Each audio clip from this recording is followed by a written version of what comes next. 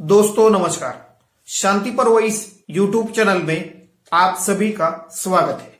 आज के इस वीडियो में हम महाराष्ट्र की राजनीति पर बात करेंगे। देवेंद्र फडणवीस लोकसभा या विधानसभा कौन सा चुनाव लड़ेंगे, इस विषय पर विश्लेषण करेंगे। वीडियो को लाइक, शेयर और चैनल को सब्सक्राइब करना मत भूलिए। महाराष्ट्र की राजनीति में एक सवाल बार बार पूछा जाता है, देवेंद्र फडणवीस क्या दिल्ली जाएंगे? क्या देवेंद्र फडणवीस आने वाले लोकसभा का चुनाव लड़ेंगे? इस पर जवाब देते हुए देवेंद्र फडणवीस जी ने कहा है कि वो लोकसभा के बजाय विधानसभा चुनाव लड़ना पसंद करेंगे। लेकिन क्या बीजेपी का आलाकमान ऐसा होने देगा? क्या बीजेपी का आलाकमान आने वाले वक्त में देवेंद्र फडणवीस जी को दिल्ली में बड़ी जिम्मेदारी देगा? ऐसी कई चर्चाएं इस वक्त महाराष्ट्र की राजनीति में हो रही है। इस पर हम आज के वीडियो में विश्लेषण करेंगे। देवेंद्र फडणवीस महाराष्ट्र के बीजेपी के प्रमुख नेता 2014 से लेकर 2019 तक लगातार 5 साल मुख्यमंत्री रहे।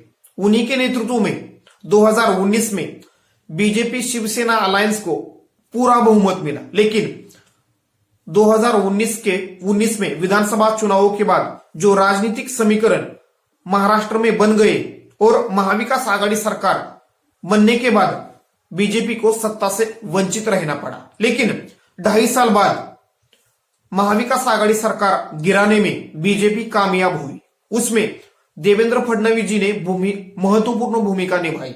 उसके बाद देवेंद्र फडणवीस महाराष्ट्र के मुख्यमंत्री बनेंगे ऐसी चर्चाएं हो रही थी। लेकिन बीजेपी के आलाकमान ने निर्णय लेते हुए एकनाथ शिंदे जी को मुख्यमंत्री पद दिया और उनके सरकार में देवेंद्र फडणवीस जी को उप मुख्यमंत्री पद की जिम्मेदारी दी। यानी देवेंद्र फडणवीस जी का प्रमोशन होने के बजाय डिमोशन हुआ। देवेंद्र फडणवीस उस वक्त नाराज दिख रहे थे, लेकिन पार्टी का डिसिप्लिन और पार्टी का आदेश मानकर उन्होंने ये जिम्मेदारी स्वीकार कर ली। लेकिन जब से एकनाथ शिंदे जी के नेतृत्व में महाराष्ट्र में सरकार बनी है, तब से बीजेपी भले ही सरकार में है या सत्ता में है, लेकिन उस सरकार का या सत्ता का अच्छा खासा फायदा बीजेपी को मिलता हुआ नहीं दिख रहा। और इस सरकार में अजित पवार गुट जब से शामिल हो गया है, तब से बीजेपी के जो नेता है या बीजेपी के जो निष्ठावान नेता कार्यकर्ता है वो नाराज नजर आ रहे हैं। बीजेपी के नेताओं की तरफ से बार बार मुद्दा उठाया जा रहा है कि देवेंद्र फडणवीस जी को इस राज्य का नेतृत्व करना चाहिए। इस वक्त महाराष्ट्र की जो राजनीतिक परिस्थितियां हैं, उन परिस्थितियों को देखते हुए आने वाले 1-2 महीनों में मुख्यमंत्री एकनाथ शिंदे जी का पद जा सकता है, यानी उनकी सदस्यता जा सकती है। अगर उनका पद गया तो इस पद पर नया नेता आ सकता है, या ये नया नेता या देवेंद्र फडणवीस होंगे या बीजेपी किसी और नेता को ये बड़ी जिम्मेदारी देगी, या बीजेपी की तरफ से अजित पवार जी को मुख्यमंत्री पद दिया जाएगा। इस पर भी इस वक्त महाराष्ट्र की राजनीति में अलग अलग तरह के अनुमान लगाए जा रहे हैं। अगर बीजेपी देवेंद्र फडणवीस जी को मुख्यमंत्री पद देती है तो उसका फायदा बीजेपी को आने वाले चुनाव में मिल सकता है। लेकिन इस वक्त बीजेपी के खिलाफ एक नाराजगी जनता में नजर आ रही है और देवेंद्र फडणवीस जी को भी लेकर जनता के बीच एक नाराजगी नजर आ रही है। उसे देखते हुए और आने वाले लोकसभा चुनावों को देखते हुए बीजेपी महाराष्ट्र में नए नेता को मुख्यमंत्री पद पर बिठा सकती है वो नया नेता कौन होगा? नितिन गडकरी होंगे, राधाकृष्ण विखे पाटिल होंगे, या बीजेपी के राष्ट्रीय महासचिव विनोद तावड़े जी होंगे, या कोई अन्य नेता होगा? ऐसी भी चर्चाएं हो रही है। यानी कुल मिलाकर इस वक्त महाराष्ट्र में भले ही देवेंद्र फडणवीस बीजेपी के प्रमुख नेता हो और इस सरकार में समन्वय रखने का काम या पार्टी में एमएलए हो या विधायकों को इकट्ठा रखने का काम या पार्टी को महाराष्ट्र में इकट्ठा रखने का काम भले ही देवेंद्र फडणवीस अच्छी तरह से कर रहे हो, लेकिन जनता के बीच और खासतौर पर मराठा रिजर्वेशन की मांग इन 2-3 महीनों में जब से हो रही है, तब से जनता के बीच उनके प्रति गुस्सा नजर आ रहा है। उसे देखते हुए बीजेपी आने वाले चुनाव को मद्देनजर देखते हुए कोई रिस्क नहीं ले सकती। यानी नया नेता एकनाथ शिंदे जी के बाद इस कुर्सी पर आ सकता है। देवेंद्र फडणवीस महाराष्ट्र की राजनीति के बीजेपी के चाणक्य माने जाते हैं। अपने 5 साल के मुख्यमंत्री पद के कार्यकाल में उन्होंने सरकार अच्छी तरह से चलाई और जनता और सरकार के बीच अच्छा खासा संवाद प्रस्थापित किया। प्रशासन पर भी उनकी अच्छी खासी पकड़ थी। लेकिन इस वक्त मुख्यमंत्री पद एकनाथ शिंदे जी के पास है और देवेंद्र फडणवीस उप मुख्यमंत्री है और यह सरकार पूरी तरह से दिल्ली पर निर्भर है। यानी बड़े बड़े फैसले लेने के लिए दिल्ली का मार्गदर्शन हमेशा इस सरकार को लेना पड़ रहा है। यानी कुल मिलाकर इस सरकार में देवेंद्र फडणवीस जी की भूमिका दुय्यम है।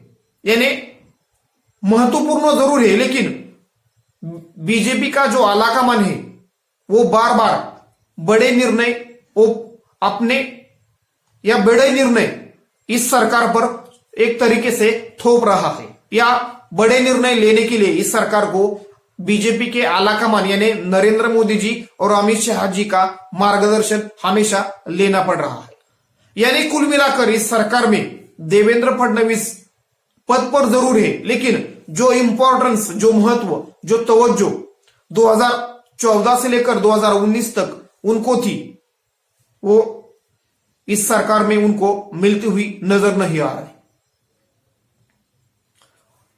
बीजेपी का आलाकमान का नेचर या स्वभाव देखते हुए यानी नरेंद्र मोदी जी ने 2014 के बाद अलग अलग राज्यों के नेतृत्वों में या नेतृत्व का चेहरा बदलने में या सरकार के कैबिनेट में जो बदलाव किए उसे देखते हुए भले ही देवेंद्र फडणवीस महाराष्ट्र में रहना चाहते हो, मगर बीजेपी का आलाकमान और उसका नेचर या स्वभाव देखते हुए हम ये कह सकते हैं कि महाराष्ट्र की राजनीति के प्रति या उस आने वाले चुनाव को देखते हुए बीजेपी का आलाकमान देवेंद्र फडणवीस जी के प्रति कौन सा भी निर्णय ले सकता है। यानी उनको दिल्ली भी दिल्ली में लेकर बड़ी जिम्मेदारी बीजेपी का आलाकमान दे सकता है और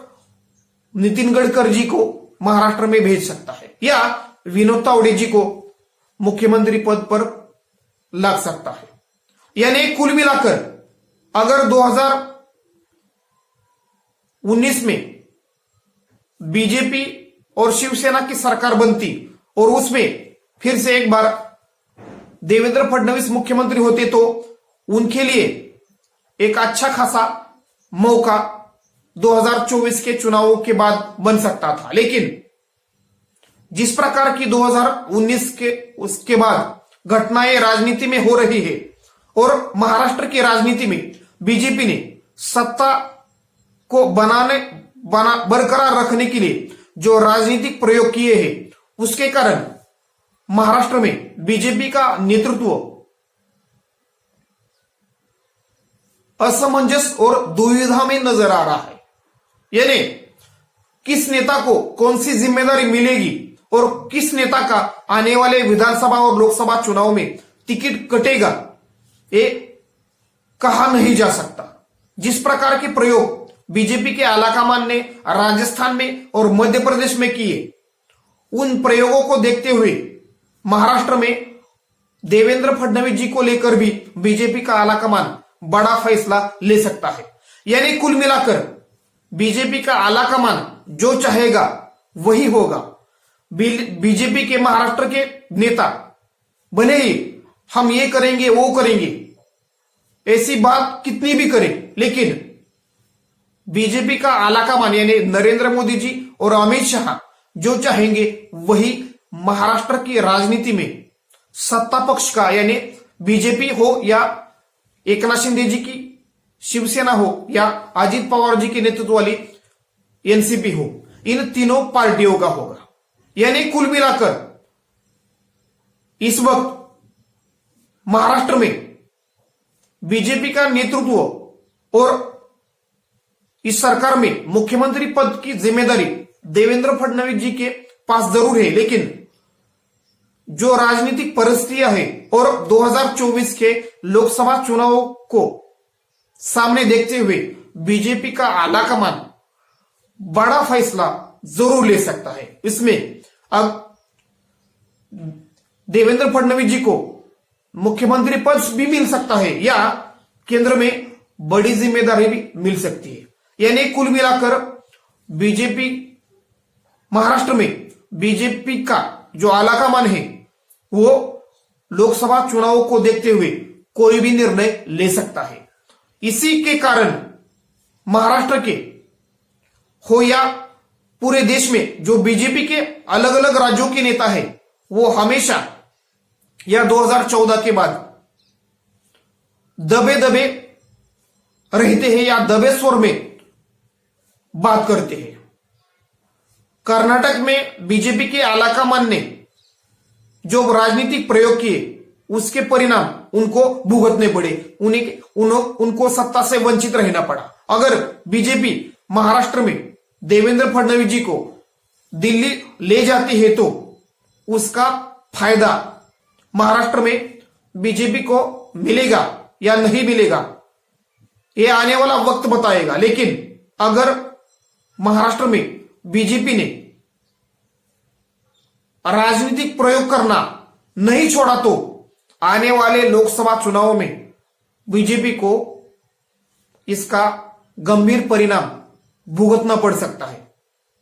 यानी केंद्र का हस्तक्षेप जितना बढ़ेगा और उसकी चर्चा जितनी विपक्ष करेगा या जनता में होगी उसका विपरीत परिणाम बीजेपी के पूरे सत्ता समीकरण पर हो सकता है। यानी कुल मिलाकर इस वक्त महाराष्ट्र में बीजेपी सत्ता में रहकर भी इस सत्ता का अच्छा खासा फायदा उठाने में कामयाब नहीं दिखती। धन्यवाद।